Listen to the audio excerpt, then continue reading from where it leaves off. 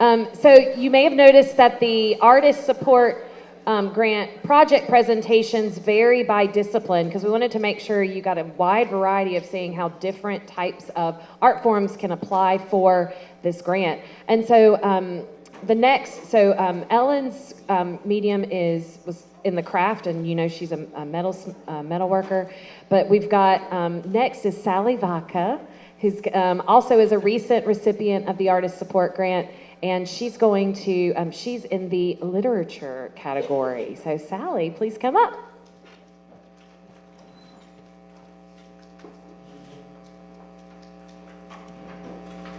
All right, I feel like kind of a lone wolf here. Are there any other writers out there? Is somebody on the...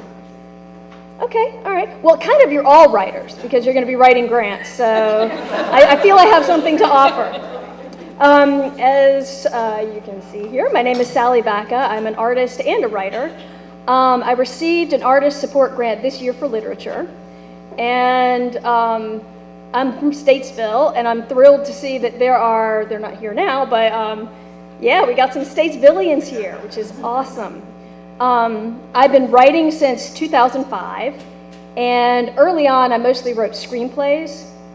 I did receive a North Carolina Artist Fellowship for my screenwriting in 2016. I think it's on pause right now, but that is an amazing grant. It is $10,000. So whenever that comes active again, be on the lookout for that. It'll be on the North Carolina Arts Council homepage, and it is for individual artists. And getting that was a pretty incredible morale boost and, of course, financial boost as well. I applied for the Artist Support Grant because my son, who is 11 and wonderful, spilled water on my computer. And it went out of commission. And as a writer, it was just like, my world, what just happened? So I was a little haggard and desperate. But luckily, it all happened before the grant deadline. So I was like, maybe I can make this happen. So what I'm going to do that I felt like would have been helpful for me early on whenever I was applying for grants, I'm going to go ahead and read you my project narrative so you can get a feel for my project and how I approached my application proposal. And then after that, I'll talk a little bit about my process. And then if anybody has any questions, I will be happy to answer them. All right, so my project narrative. And this was written months ago, so it's going to say last month my son spilled. And, that was a while ago. So, as a writer, my computer is my most valuable tool. My ideas live there in folder after folder of thoughts, research, and manuscripts. I use it to teach my online classes, and it helps me organize my life. Last month, my son spilled water all over that critical piece of equipment, and it ceased to function. It would barely turn on, let alone boot up. This was a devastating loss of both information and capability. I could still write the old-fashioned way in notebooks as I do when I'm brainstorming or taking notes. But ultimately, that information needs to end up typed and neatly cataloged in my computer. With that gone, along with 2 years of writing and research, I felt pretty hopeless. Through the miraculous know-how of a specialist, Apple Juice in Mooresville, anyone has an Apple computer? It rocks. The specialist in Mooresville, my computer was temporarily up and running again, and I was able to access the materials I thought were lost. But the clock is ticking on this second chance at life. The once silent company my computer afforded is now filled with the rattled cough of its labored processor. It runs hotter now, like really hot, and I use it mostly at a table rather than risk using it on my lap, because who wants third-degree burns there? This grant would allow me to buy a new computer and enable me to safely write again. I'm currently working on a middle-grade novel entitled The Listeners. I've completed the first draft and am in the process of editing and revising. This is my first novel. My background is in screenwriting, but my love of cinema has made the transition to writing prose easy. The novel began as a screenplay, a movie in my head that ended up needing more words and world building than screenwriting allowed. So I followed my characters into this novel. The Listeners answers the question, what if an astronaut lost in space over 50 years ago is still alive and attempting to communicate with Earth? In this book, 12-year-old amateur inventor Henny Milstead is about to find out.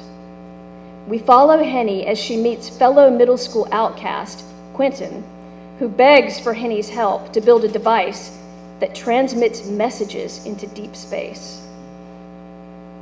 Of course, she thinks he's joking when he asks, especially when he reveals that the plans are hidden inside a rare old comic book with a mysterious past. But Quentin and Henny make a secret deal, and once built, the apparatus takes on a life of its own, receiving messages from what seems to be a long-lost astronaut.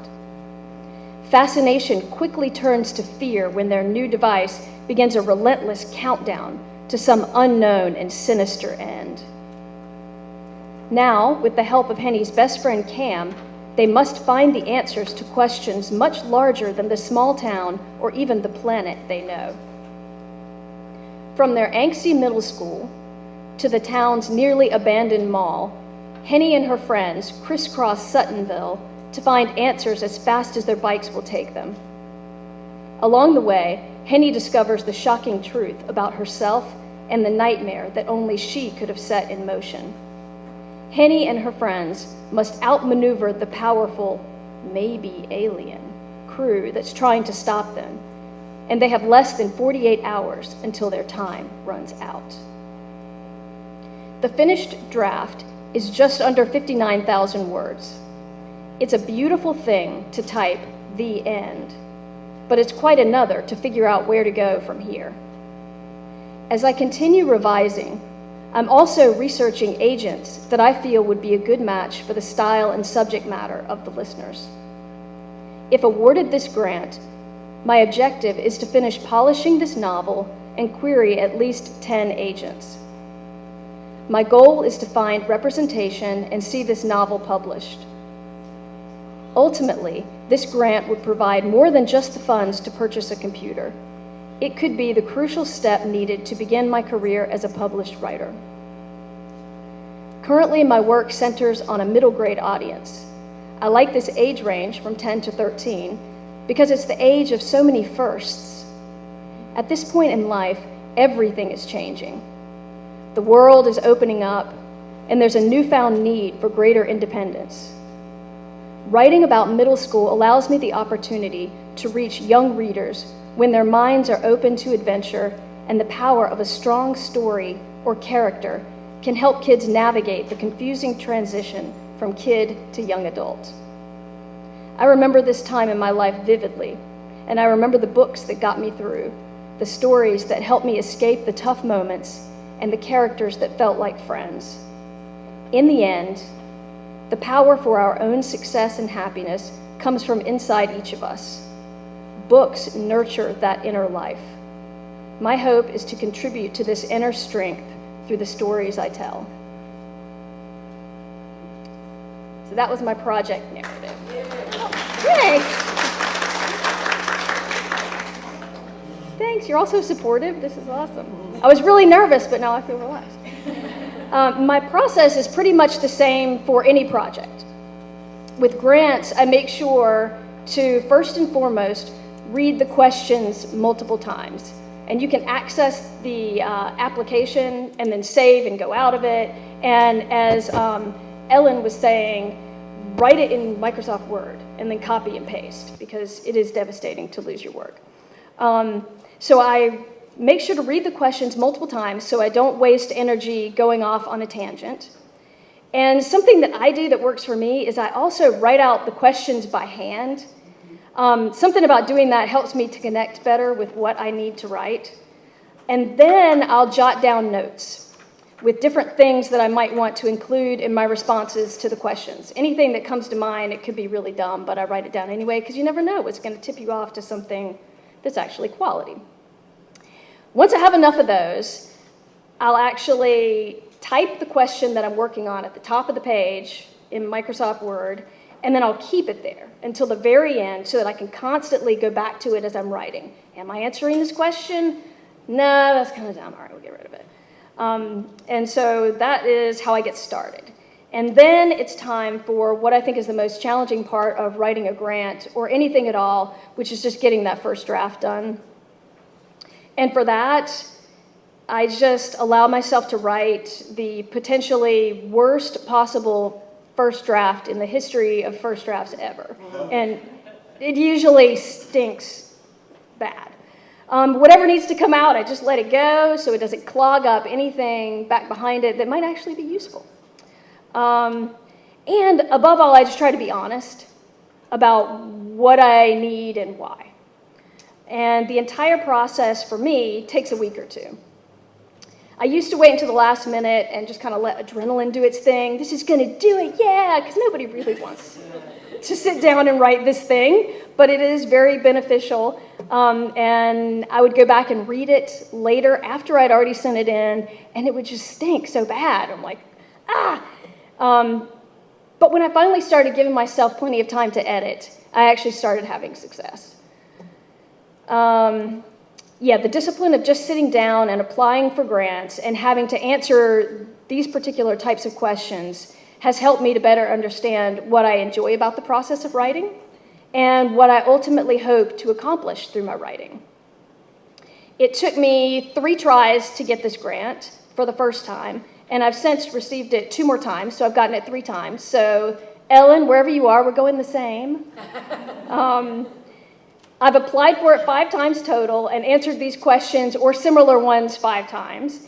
And I've also gotten to be on the panels, as Ellen was mentioning, and the panels that help determine the next group of people that get the grant. And that has been the most eye-opening and helpful experience beyond what I could have imagined. Because you see so many applications and you realize that the same mistakes are being made over and over again. And so the 2 most prevalent issues that I've noticed whenever I've had to read applications was that, number 1, the applicants weren't answering the questions. The answer might veer off track and never really return to what was actually being asked. Or it just kind of goes circular and it's not direct and concise and specific enough. Number 2, applicants would have proposals that didn't effectively demonstrate why they needed this particular thing, this tool, this class, this art supply, whatever. Why did they need that right now in this moment for this project? And I think this just reiterates what Ellen said. Be specific about what you want, what you need, and how it's going to advance you as an artist right now. The great thing about the 2 things that I just mentioned, not answering the questions and your proposal not really demonstrating your need, is that these are really fixable problems. It's not writing with flair or being a master of words or something that's kind of subjective or abstract. You can be on the lookout for whether or not you're answering the questions and whether or not your proposal is specific enough. You can take action on it by editing and revising, and then it'll eventually become second nature to you. Whenever you go back and read, you'll be like, oh, that's not really relevant. I'm going to get rid of that. So my best advice is just keep the questions nearby, go back to what's being asked, and make sure you've included that. And if it isn't necessary, then consider taking it out. If you answer the questions clearly, concisely, and with honesty and confidence, you'll be ahead of the game. It may still take you a few tries to get the grant, but each application process gives you more practice and a better understanding of who you are as an artist and why you chose to take on the daunting, and as everyone or several of you have mentioned, the solitary task of making art. So it will help you to understand why you're doing what you're doing and to reaffirm that. Does anybody have any questions about anything?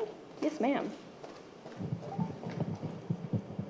You talked about a scholarship or fellowship or something at the very beginning. Yeah, the What North was- Carolina Artist Fellowship. Artist That is Fellowship. currently, I believe, because of the pandemic, it's on pause. Okay. So they're not currently funding that, but is it coming back? Because it's amazing.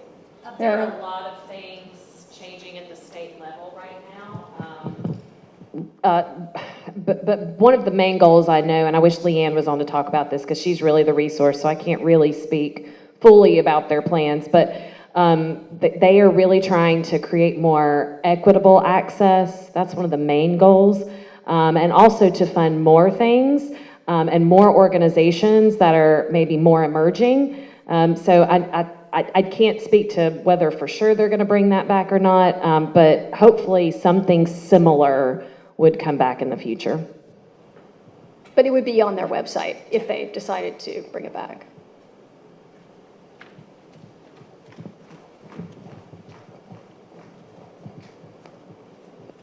Sally, as a result of this experience you've had and listening to you read your application to us today, which I was enthralled with, have you also thought about doing consulting in grant writing, or have people approached you? Because I'm the kind of person that would say, wow, I would love to learn from you. That's very kind of you. No, I haven't. I have not. It hasn't even occurred to me, other than just in passing, talking to people. Yay, Statesville, bring me your app. Yeah, sure, I'll read it. But yeah, no, I think this is what this is all about, is artists helping artists. And so if I don't mind writing grants because there's a certain amount of order that it works for the way my mind works. So if we have a, what did we call it? List of all of us. Oh, an artist query? An artist Or just artist group, directory? yes. And we have access to one another. I mean, I would be willing to help in any way that I could. We currently have an artist directory on our website, I know, on the Arts Council website. So if you want to be on that, just email, you can email me and I can get it to Pam Walters, who will get that on the website. We have time for probably one more question for Sally. Okay. Yeah.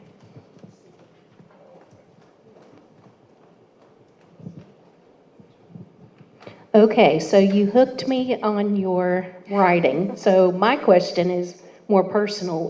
Where are you in the process with your novel, The Listeners?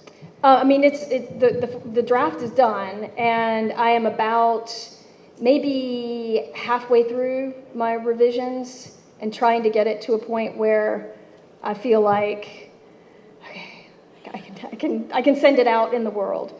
So that's where I am, and I've been compiling my list of names, and I sent it out to a couple places already, so we'll see. Well, best of luck Yeah, with thank you. all of that. You sure have the enthusiasm. Oh, thank you. Thank you very much. It sounds really good. Thank you. Thanks. Yeah, I think look we at all you want to writing read it. business. I love it. Okay. Sally, thank you so you. much. Thank What a you, beautiful, everyone. I've never heard such a beautiful narrative.